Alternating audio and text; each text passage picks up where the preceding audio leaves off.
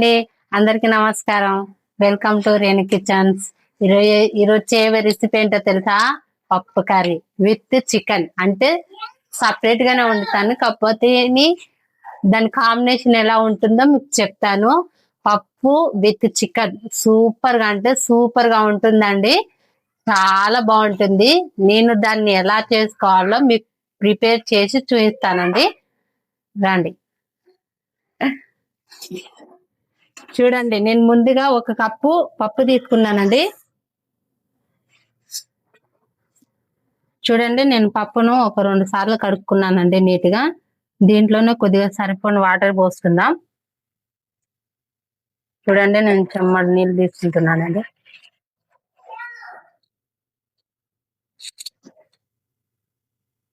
చూడండి, పప్పులోకి టమాటాను తీసుకున్నాను, ఇంక పచ్చిమిర్చి, వెల్లుల్లి, చింతపండు అండి. ఇవన్నీ ఒకసారి వేసుకుందాం. చూడండి, చింతపండు కూడా వేసుకుంటున్నాను. దీంట్లోనే కొద్దిగా పసుపు వేసుకుందాం. చూడండి, కొద్దిగా పసుపు వేసుకుంటున్నాను. చూడండి, కొద్దిగా కారం వేసుకుంటున్నాను.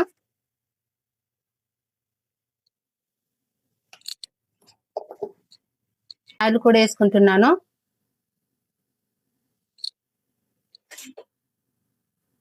ఇలా ఒకసారి మొత్తం మిక్స్ చేసుకొని మనం ఒక 5 విజిల్స్ వచ్చే వరకు ఉడకనిద్దామండి.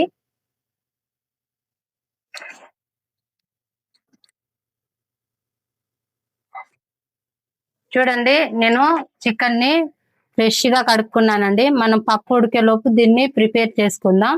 ఎలా ప్రిపేర్ చేసుకోవాలో మీకు చూపిస్తాను. చూడండి, ఆయిల్ వేడైంది. నేను వెల్లుల్లి కచ్చపిచ్చలుగా దంచుకొని ఇందులో వేసుకుంటున్నానండి. ఇవి ఒకసారి కలుపుకుందాం. ఇవి గోల్డెన్ కలర్ రావాలండి.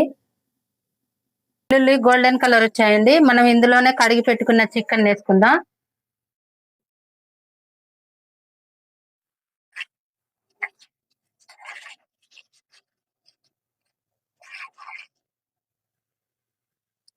సాల్ట్ వేసుకుంటున్నాను.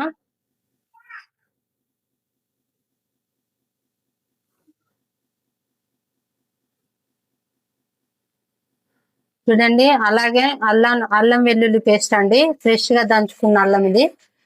సో ఇది ముందే వేసుకోవాలి.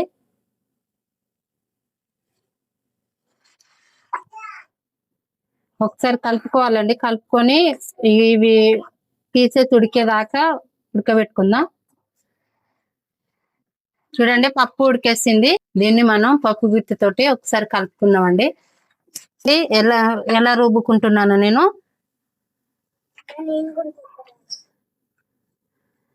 ఇంతే అండి, సింపుల్ రెసిపీ. దీన్ని మనం తాలింపు వేసుకొని, వేడైందండి, మనం పోపు దినుసులు వేసుకుందాం ఇందులోనే. నేను అన్ని మిక్స్ చేసుకున్న పోపు దినుసులు తెచ్చుకున్నానండి. సో చూడండి,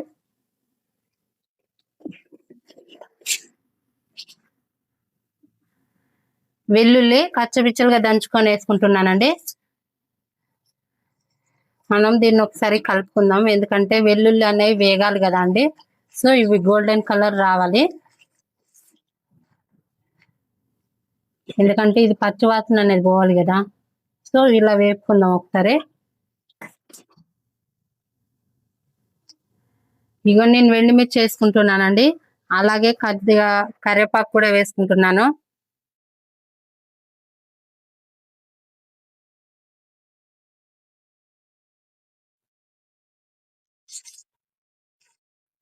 తాలింపు రెడీ అయిపోయిందండి. దీన్ని మనం పప్పులోకి వేసుకుందాం.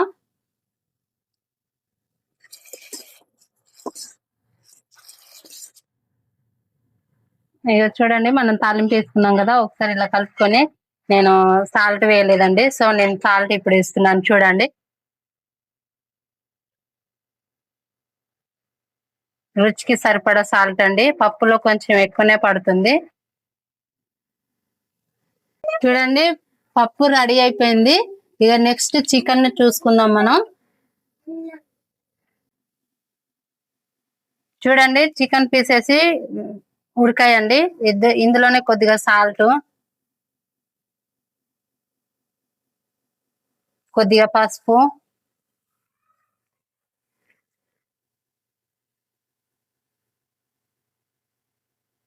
చూడండి, కొద్దిగా కారం, అలానే కొంచెం గరం మసాలా. సరే, దీన్ని మంచిగా మిక్స్ చేసి కలుపుకుందామండి.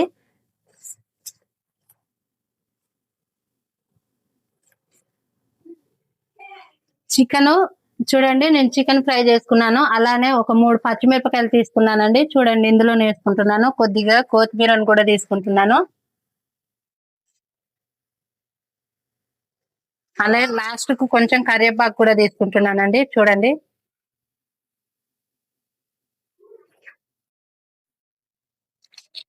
ఇది ఒకసారి మిక్స్ చేసుకున్నా. ఇంతే అండి, చికెన్ ఫ్రై. Simple recipe. మీరు ఒకసారి ఇలానే ట్రై చేయండి. చాలా అంటే చాలా బాగుంటుంది. ఒక 1 సైడ్ పప్పు, 1 సైడ్ చికెన్ వేసుకొని తింటే మాత్రం కాంబినేషన్ అద్రిపోతుందండి. నెక్స్ట్ లెవెల్ కూడా ఉంటుంది. స్మెల్ కూడా అద్రిపోతుందండి. ఇంతే అండి, సింపుల్ రెసిపీ కదా. చూడండి, ట్రై చేయండి. థ్యాంక్ యూ అండి. Thank you for watching. ఏంటంటే నేను తినేటప్పుడు టేస్ట్ ఎలా ఉందో మీకు చూపిస్తానండి. Thank you.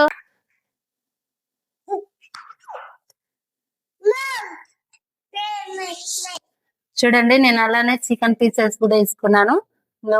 పప్పులో కలుపుకుంటున్నానండి. ఇది టేస్ట్ ఎలా ఉందో మీకు తినే చూపిస్తాను.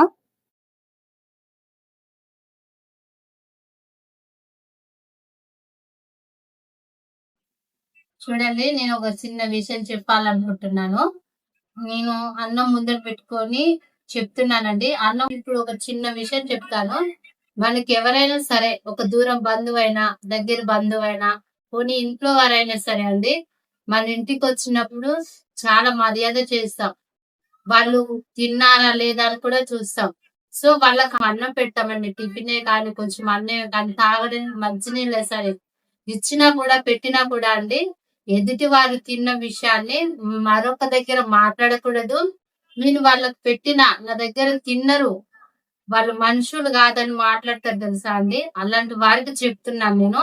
ఎప్పుడైనా సరే కొంచెం అన్నం పెట్టి చెప్పేయకూడదండి. అది ఎంత పాపం అంటే అంత పాపం. నాకు తెలిసినంత వరకైతే నా విషయంలో అది కాదండి. నేనే ఇలా పెట్టి అన్నవారి వాళ్ళు నాతో అన్నారు కాబట్టి, నేను విన్నాను కాబట్టి మీకు చెప్తున్నానండి. సో తిన్న తిండిని కూడా తెప్పేయకూడదండి. మనకు అన్నం ఎంత విలువ అంటే దేవుడిచ్చిన వరం అండి అది. సో మనకు అన్నము ఎదుటి వారికి ఎంత పెడితే మనకు అంత పుణ్యం అండి. ఇది ఎందుకు చెప్తున్నానో అర్థం చేసుకోండి. నా విషయంలో కాదు, నా భర్త విషయంలో జరిగింది. సో నేను మీకు పంచుకోవాలనుకుంటున్నాను, పంచుతున్నానండి. అన్నం ముందర పెట్టుకుని మాత్రం నేను అబద్ధం ఆడడం లేదు. అన్నాన్ని చేసిన సాయాన్ని మనం నలుగురు పంచుకున్నాం అనుకో, దేవుడు ఖచ్చితంగా మనకు శిక్ష అటేటుగా చూపిస్తాడండి. సో థ్యాంక్ యూ అండి. ఈ చిన్న విషయాన్ని మీరు గుర్తిస్తారని మనస్ఫూర్తిగా మీరేనునండి. Thank you.